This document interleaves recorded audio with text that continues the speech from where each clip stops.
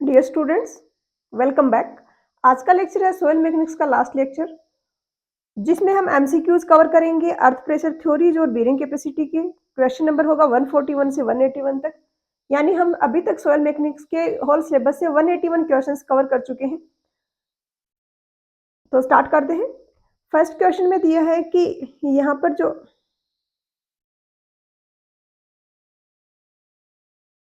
First question में दिया है कि कोलाम्स थ्योरी के अकॉर्डिंग कौन से एजम्पशंस यहाँ पर करेक्ट है। फर्स्ट में दिया है फेलियर सरफेस है वो प्लेन है।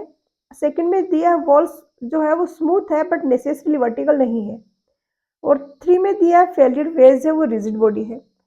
तो फेलियर वेज रिजिड बॉडी है। और यहाँ पर कोलाम ने जो एडवांस थी ये थ्योरी, जो ज़्यादा एक्यूरेट थी ये थ्योरी, उसके पीछे रीजन भी यही है कि इन्होंने यहाँ पे जो वॉल सरफेस थी उसको रफ माना था, जो कि एक्चुअल में होती भी है। इसलिए ये रैंकाइन से बेटर रिजल्ट देती थी और ज़्यादा एडवांस्ड वर्जन माना जाता है। तो सेकंड यहाँ पे इनकरेक्ट हो गया, और सेकंड इनकरेक्ट होते ही ऑटोमेटिकली आपका आंसर आ गया ऑप्शन सी।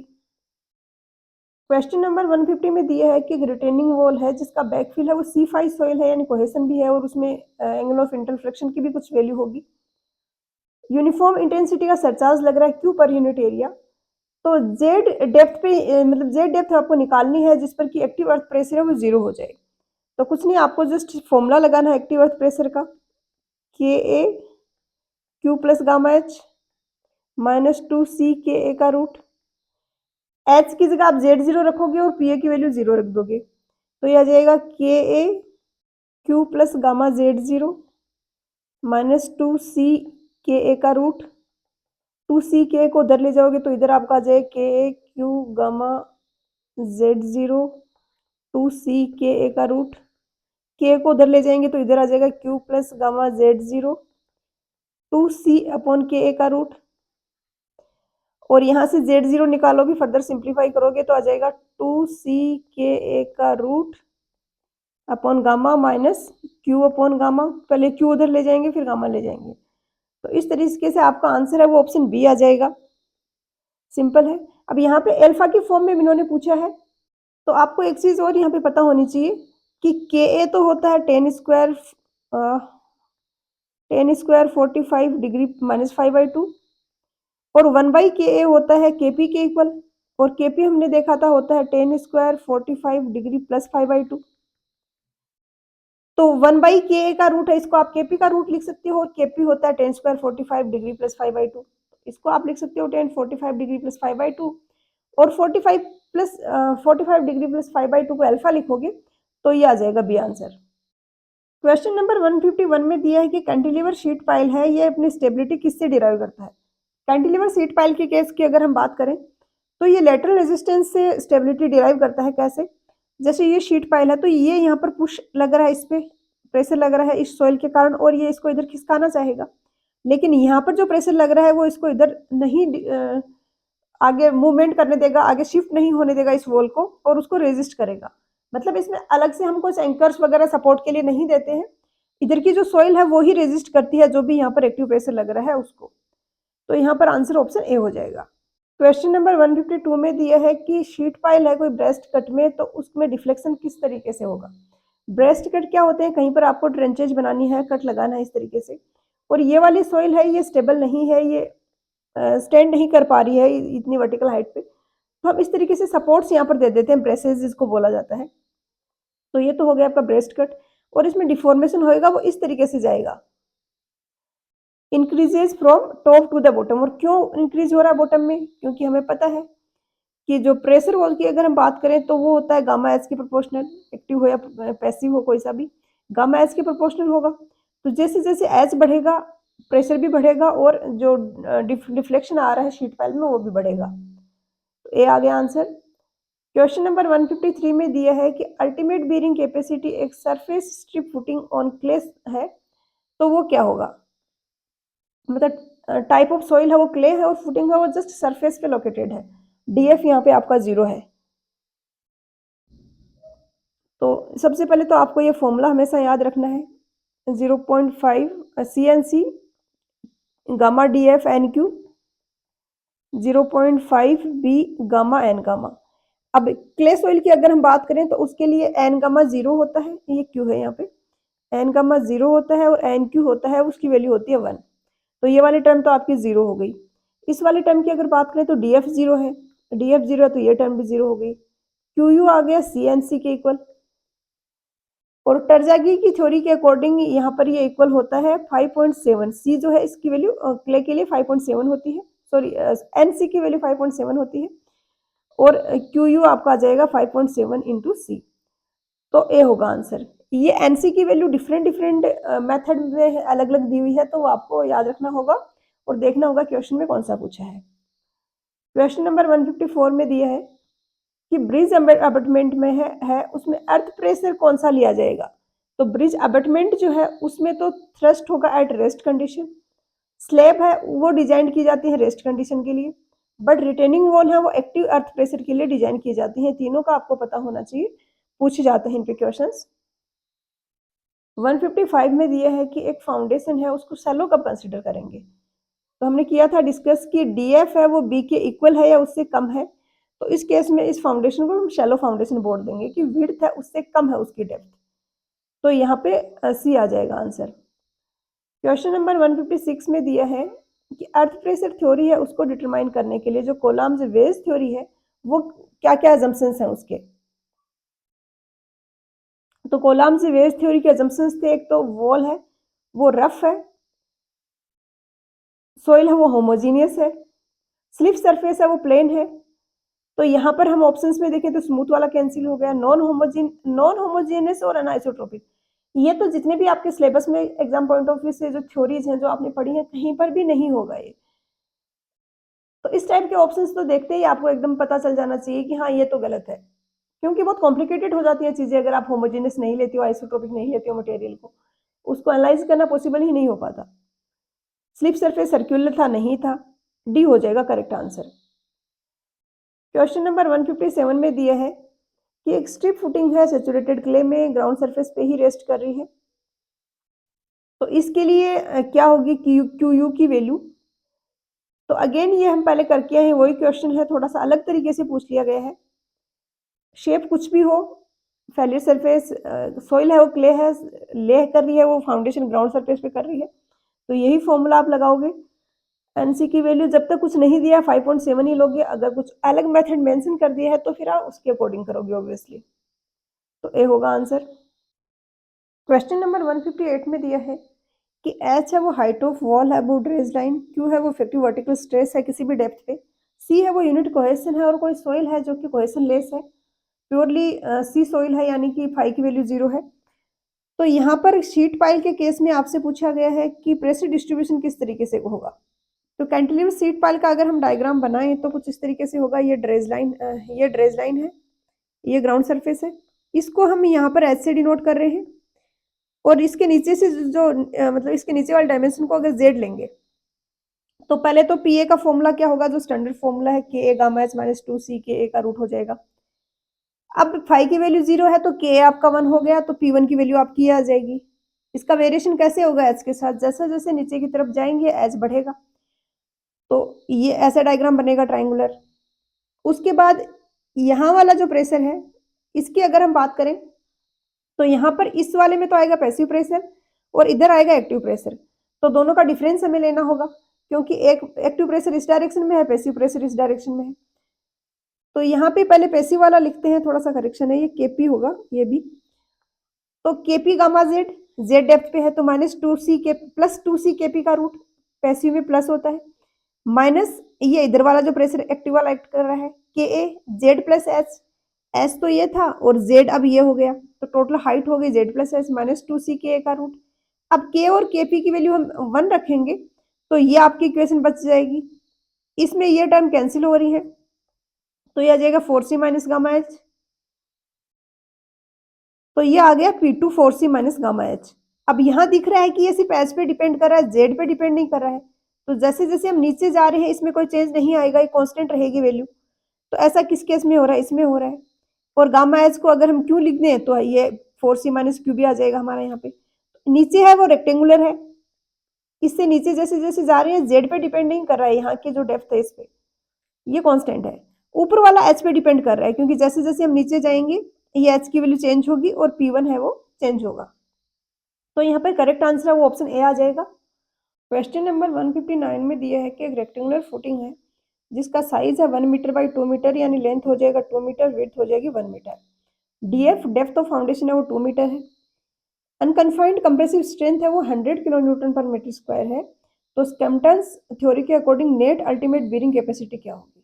तो सबसे पहले तो शियर स्ट्रेंथ वाला चैप्टर आपने पढ़ा होगा, तो आपको पता होगा कि सी इक्वल होगा वो क्यू यू बाई 2 के होगा। क्यों होगा? क्योंकि यहाँ पे मोर सर्किल बनेगा, वो ऐसे बनेगा। ये है अनकन्फाइंड कंप्रेसिव स्ट्रेंथ, इसका हाफ होगा वो शियर स्ट्रेंथ होगा। ये क्यू यू है यहाँ पे, और ये है, ये सी है। तो सी सबसे पहले तो आप निकाल लोगे, 50 आ जाएगा इसका हाफ करोगे तो। उसके बाद स्कैम्पटन्स जो थ्योरी थी उसके अकॉर्डिंग एनसी की वैल्यू इस तरीके से दी गई थी, 5 plus 0.2 B upon L, 1 plus 0.2 D F upon B. ये अभी देखने में आपको याद करने में थोड़े मुश्किल लग सकते हैं फॉर्मूले, लेकिन आप क्वेश्चन सॉल्व करोगे तो ऑटोमेटिकली काफ़ी कुछ रिटेन हो जाएगा। ये कब के लिए था? जब डी एफ बाई बी का रेशियो 2.5 से कम है। और यहाँ पर डी एफ बाई बी का रेशियो आपको दिख रहा है 2.5 से कम है, क्योंकि 2 डिवाइडेड बाई 1 2 आ रहा है ये रेशियो। तो हम ये वाला फॉर्मूला लगा देंगे, नहीं तो फॉर्मूला डिफरेंट होता है अगर ग्रेटर आ रहा हो तो। एन सी की वैल्यू कैलकुलेट करेंगे हम, 1 plus 0.2 into 1 divided by 2, 1 plus 0.2 into D F की वैल्यू यहाँ पे है 2 डिवाइडेड बाई 1, तो ये आ जाएगा 5 इंटू 1.1 इंटू 1.4। इसको सोल्व करोगे तो ये आई थिंक 7.7 आ जाएगा एनसी की वैल्यू। और यहाँ से क्यू यू आ जाएगा आपका 50 इंटू 7.7, जिसको सोल्व करने पे सी आ जाएगा आंसर। क्वेश्चन नंबर 160 में दिया है कि रैंकाइंस थ्योरी है जो अर्थ प्रेशर की, उसमें कौन कौन से एजम्पशंस हैं? तो इन्होंने सेमी इनफाइनाइट और होमोजेनियस ड्राई कोहेशनलेस माना था मटेरियल को, सॉइल को। Back of the wall is vertical and smooth, Coulomb's ने रफ माना था। Ground surface is plane which may be horizontal और इंक्लाइंड, जैसे कि ये ग्राउंड सरफेस है तो ऐसे भी हो सकती है और इंक्लाइंड भी हो सकती है। तो आपने देखा होगा कोस आई या कोस बीटा की टर्म में जो इंक्लाइंड वाले फॉर्मूले भी रैंकाइन ने दिए थे। तो सारे ही यहाँ पर अजम्पशंस है वो करेक्ट है, डी होगा आंसर। क्वेश्चन नंबर 161 में दिया है कि सॉइल है उसकी बेरिंग कैपेसिटी कैसे हम इम्प्रूव कर सकते हैं। तो ये फॉर्मूला आपको देता है सॉइल की बेरिंग कैपेसिटी, इसको कैसे कैसे इम्प्रूव कर सकते हो आप अगर N C N Q M gamma की वैल्यू बढ़ा दो तो वो कब बढ़ेगा? जब फाई की वैल्यू बढ़ेगी। इसके अलावा बी बढ़ाने से आपकी बेरिंग कैपेसिटी बढ़ सकती है, सी बढ़ाने से बढ़ सकती है, डी एफ को बढ़ाने से बढ़ सकती है। अब यहाँ पर ऑप्शंस देखें तो reducing the depth of foundation, increasing the depth of foundation. तो डेप्थ ऑफ फाउंडेशन को इंक्रीज करने से क्यू की वैल्यू बढ़ेगी, बी है वो करेक्ट आंसर होगा। और यहाँ पर मैं एक आपको हिंट देती हूँ, एमसीक्यू बेस्ड एग्जाम में जब भी आपको ऐसे कॉन्ट्राडिक्टरी स्टेटमेंट्स दिखते हैं ना, 90% चांसेस हैं कि उन दोनों में ही ये करेक्ट होगा। तो अगर कहीं तुक्के भी लगाने हैं तो थोड़ा बहुत लॉजिक लगा के इस तरीके से लगाओगे तो एक्यूरेसी ठीक रहेगी। मॉइस्चनिंग ऑफ द सोइल, सोइल का अगर वाटर कंटेंट बढ़ा दो तो उससे तो नहीं होगा। लूजनिंग ऑफ द सोइल से तो फाई की वैल्यू और डिक्रीज हो जाएगी और क्यू यू की वैल्यू और डिक्रीज हो जाएगी। क्वेश्चन नंबर 162 में दिया है कि retaining wall with vertical backfill, जो एंगल ऑफ इंक्लिनेशन है वो बीड है, जैसे ये रिटेनिंग वॉल है और ये हॉरिजॉन्टल ना होकर इस तरीके से आपकी ग्राउंड सरफेस है बीटा एंगल पे। तो इस केस में आपसे फॉर्मूला पूछा गया है, यहाँ पर कोई सा भी ऑप्शन करेक्ट था नहीं, मैंने यहाँ पर करेक्शन किया है क्योंकि यहाँ पे प्लस प्लस दे रखा था, इसकी जगह अगर आप माइनस करोगे तो ये वाला है वो करेक्ट आंसर हो जाएगा। वहीं पे अगर आप एक्टिव प्रेशर की बात करो तो उसमें यहाँ पे माइनस आएगा और यहाँ पे प्लस आएगा, बाकी सारा सेम रहेगा। नेक्स्ट है क्वेश्चन 163, यहाँ पर दिया है कि variation of earth pressure wall movement के साथ में आपको इस डायग्राम की फॉर्म में दिया गया है। तो कौन से ये पॉइंट्स जो लेबल किए गए हैं इसमें आपको अरेंज करना है एक्टिव का कौन सा है और पैसिव का कौन सा है। अब यहाँ पर आप एकदम से देखो तो ये तो आप 3 और 4 में कंफ्यूज हो सकती हो कि पैसिव का हम कौन सा ले, लेकिन एक बार आप ऑप्शंस तो देखिए। आपको पता है एक्टिव का तो 1 होगा, तो 1 के साथ आपको या तो 2 ऑप्शन दिया है या 4 दिया है, तो 2 तो नहीं होगा ना, 2 तो रेस्ट वाला कंडीशन होती है ये तो ऑब्वियसली डी हो गया आंसर। तो काफी बार क्वेश्चन देख के ही नहीं घबराना है, ऑप्शन जरूर देखना है। जैसे यहाँ पे आपका ये कंफ्यूजन है उसकी कोई दिक्कत ही नहीं है उसकी वजह से आपको यहाँ पे आंसर करने में, क्योंकि ऑप्शन इन्होंने इजी दिए थे। क्वेश्चन नंबर 164 में दिया है कि लेटरल अर्थ प्रेशर कोफिशिएंट है K0, KP, KA, इनको अरेंज करना है। तो आपको पता है KA तो आपका होता है 1 minus sine phi upon 1 plus sine phi. K0 mostly students याद नहीं रखते, लेकिन रखना चाहिए, सिंपल है। इसमें नीचे वाली टर्म हटा दो, बस 1 माइनस साइन फाई आ गया, और ये आगे जाएगा 1 plus sine phi upon 1 minus sine phi. तो यहाँ पे दिख रहा है आपको K तो सबसे छोटा होगा, देन K0 आएगा, क्योंकि यहाँ पर आप 1 से बड़ी संख्या से डिवाइड कर रहे हो, तो K की वैल्यू K0 से छोटी आएगी, और इससे बड़ा आपका KP होगा, A हो जाएगा, B हो जाएगा करेक्ट आंसर। क्वेश्चन नंबर 165 में दिया है कि minimum depth of wall of जो है फुटिंग की, जो वॉल है उसकी मिनिमम डेप्थ हम कौन से फॉर्मूले से कैलकुलेट करते हैं, तो रैंकाइंस फॉर्मूले से हम इसको कैलकुलेट करते हैं, और आपको ये फॉर्मूला याद रखना है, काफी बार पूछा जाता है इस पे question. Q U upon gamma 1 minus sine five upon 1 plus sine five का स्क्वायर। क्वेश्चन नंबर 166 में दिया है कि एक रिटेनिंग वॉल है जो कि सैंड स्ट्रैटा को रिटेन कर रही है, जिसका फाई 30 डिग्री है, यूनिफॉर्म सरचार्ज है 12 टन पर मीटर स्क्वायर का, subsequently put on the sand strata, then increase in the lateral earth pressure intensity. Change क्या होगा इस स्ट्रैटा के कारण, तो पहले तो आपका प्रेशर था के ए गामा एच, और अब आपका हो जाएगा के ए गामा एच के साथ में आप क्यू भी ऐड कर दोगे। बेसिकली हॉरिजॉन्टल प्रेशर निकालना है, तो आप वर्टिकल जो भी प्रेशर आ रहा है, जो वर्टिकल स्ट्रेस आ रहा है, उसको के या केपी से मल्टीप्लाई करोगे, डिपेंडिंग ऑन की कैसी एक्टिव की कंडीशन है या पैसिव की कंडीशन है। और वर्टिकल स्ट्रेस आप कैसे निकालोगे, अगर एच डेप्थ है, गामा यूनिट वेट है सॉइल का, तो गामा एच होगा, अगर वर्टिकल सरचार्ज है तो डायरेक्टली आपको स्ट्रेस दिया होगा, क्यू हो जाएगा। तो इन दोनों का डिफरेंस आपको पूछा है, तो इन दोनों का डिफरेंस आपका यहाँ पे के ए इंटू क्यू आएगा, के आपका आ जाएगा 1 minus sine five upon 1 plus sine five into यहाँ पर यह जो आपका दिया गया है क्यू, तो ये 12/3 करोगे तो ये 4 आ जाएगा answer, option C. Question number 167 में दिया है कि लोकल शियर फेलियर है वो कितने स्ट्रेन फैक्टर होगा, तो यहाँ पर ये वैल्यूज आपको याद रखनी होंगी।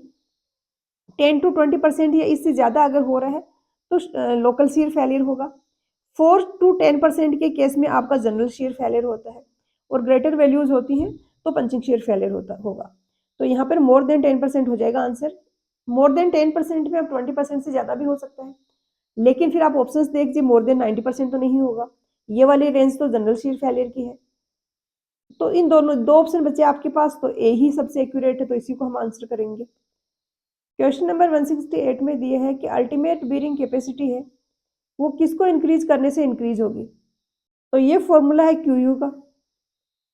तो आपको दिख रहा है यहाँ पे कि तो आप क्योंकि क्यू है ये गामा डी एफ होता है, तो डी एफ को इंक्रीज कर रहे हो या बी को इंक्रीज कर रहे हो, दोनों से ही ये इंक्रीज होगी, बोथ ऑफ द बोथ, सी आ जाएगा आंसर। क्वेश्चन नंबर 169 में दिया है कि जनरल शियर फेलियर है, फोर्स नहीं फेलियर है यहाँ पे, normally when the angle of internal friction is. तो यहाँ पर भी वैल्यूज हमने नोट्स में देखी थी, आपको याद रखनी है कि 36 डिग्री से ग्रेटर होगा तो जनरल शियर फेलियर होगा। क्वेश्चन नंबर 170 में दिया है कि 3 मीटर की एक हाइट है रिटेनिंग वॉल की, बैकफिल है उसका यूनिट वेट 1.2 टन पर मीटर क्यूब है, angle of internal friction 30 degree है, तो टोटल पैसिव अर्थ प्रेशर पर मीटर लेंथ क्या होगा, तो यहाँ पे क्या आ जाएगा, K A gamma S, active pressure की कंडीशन है, सॉरी पैसिव प्रेशर किया तो केपी आ जाएगा, केपी होगा 1 plus sine five upon 1 minus sine five. ये तो आपकी प्रेशर इंटेंसिटी आई है। अब प्रेशर डायग्राम कैसे बनेगा, यहाँ का प्रेशर ये आ गया आपका केपी गामा एच, ये आपका होगा एच, तो इसका एरिया हो जाएगा टोटल प्रेशर जो कि इक्वल होगा हाफ इंटू एच इंटू के पी गामा एच, जो कि आ जाएगा आपका के पी गामा एच का स्क्वायर। वैल्यूज रखोगे, के पी की वैल्यू साइन ये 30 डिग्री है फाइव, तो ये 3 आ जाएगी, 3 इंटू गामा की वैल्यू 1.8 है इंटू 3 इंटू 3, तो ये आपका आएगा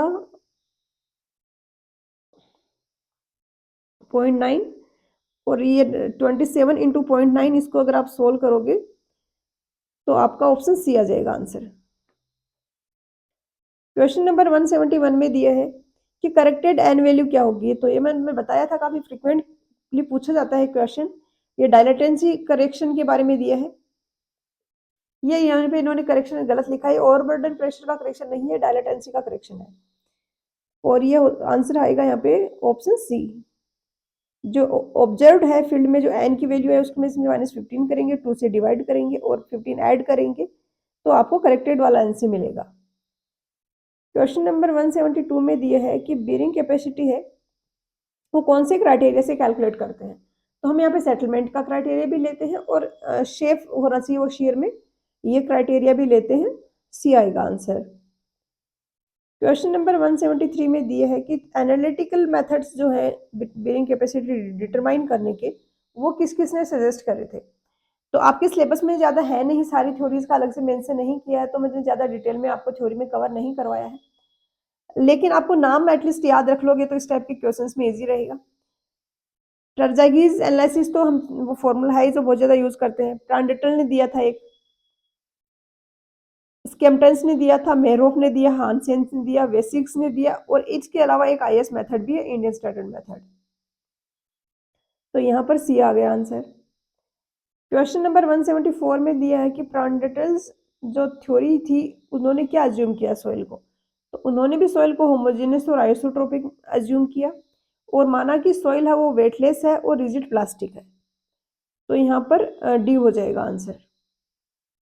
क्वेश्चन नंबर 175 में दिया है कि मिनिमम साइज क्या होगा प्लेट लोड टेस्ट में जो हम प्लेट यूज करेंगे।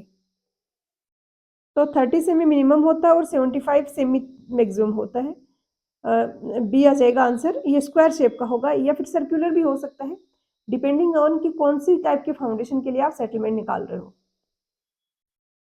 क्वेश्चन नंबर 176 है, इसमें दिया है कि एक टेस्ट प्लेट है वो 75 सेमी है, तो उस वहाँ पे जो पिट बनाएंगे हम उसका साइज क्या होगा। तो पिट का साइज टेस्ट प्लेट के साइज का 5 टाइम्स होता है, तो इसको आप 5 से मल्टीप्लाई करोगे। मीटर में चाहिए आंसर तो 100 से डिवाइड कर दो, तो आंसर आपका ऑप्शन बी आ जाएगा।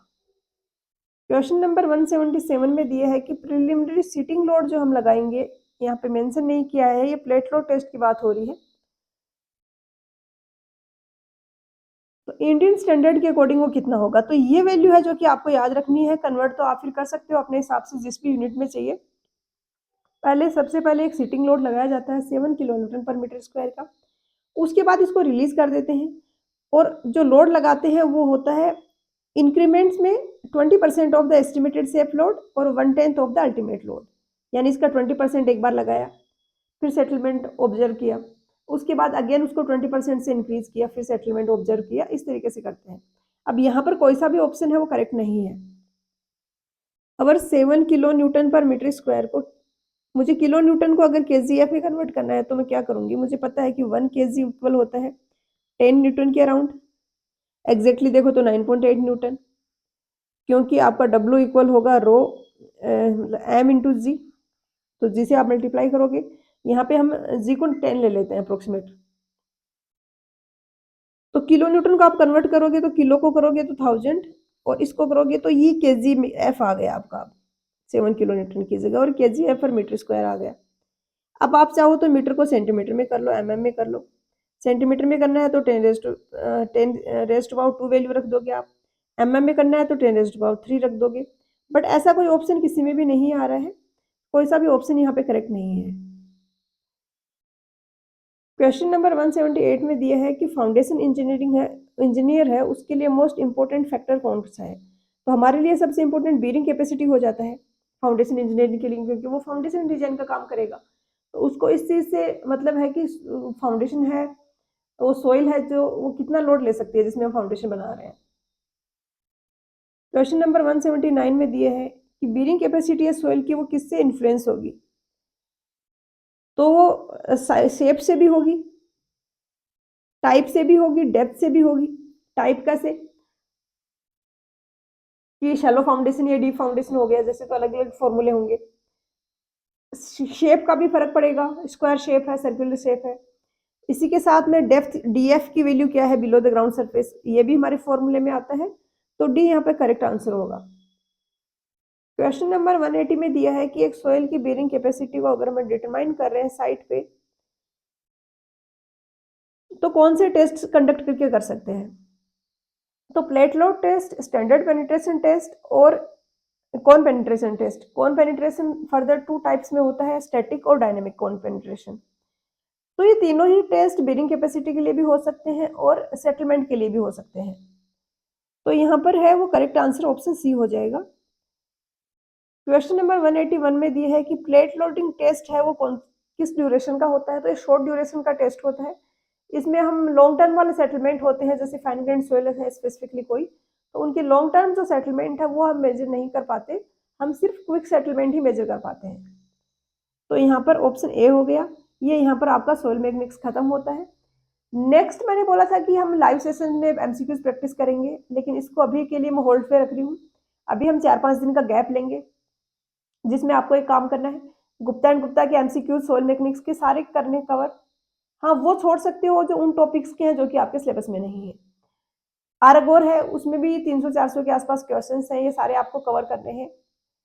इनके सॉल्यूशंस आपको यूट्यूब पर इजीली मिल जाएंगे, तो कोई दिक्कत नहीं आएगी कहीं पे। इसके अलावा सारे फॉर्मूले वगैरह याद रखने हैं। नेक्स्ट एक सेशन होगा, रिकॉर्डेड सेशन होगा, जिसमें मैं सारे के सारे आपको एमसीक्यू सोल्व करवाऊंगी जो अभी तक पूछे गए हैं सोल्व मैकेनिक्स के लास्ट 4 ईयर्स, मतलब लास्ट 4 जो क्वेश्चन पेपर हैं, जिनमें 2016 के 2 क्वेश्चन पेपर हैं, एक 20 का 1 या 20 का है और एक 2020 का है, ये 20 का होगा एक शायद। तो इन चारों क्वेश्चंस के हम क्वेश्चन पेपर्स के हम क्वेश्चन सोल्व करेंगे। उसके बाद हम नेक्स्ट सब्जेक्ट हमारा जो है WRE वो स्टार्ट करेंगे। तो मिलते हैं नेक्स्ट लेक्चर में एमसीक्यूज के साथ, पीवाईक्यूज के साथ। पढ़ाई करते रहिए। All the very best.